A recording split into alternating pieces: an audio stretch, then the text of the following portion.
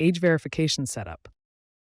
You can set up age-restricted products directly from Symphony. To do this, first press the Command button, then press the Quick Add Edit button.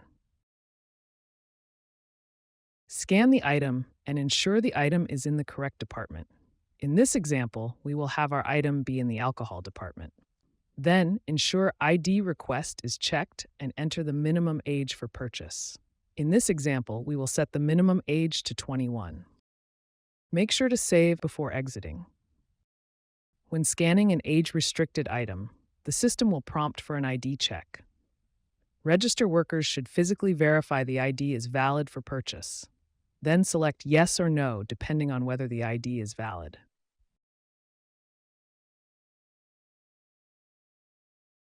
If an ID check is prompted during checkout, the prompt will not display again for another age-restricted product unless the transaction is voided.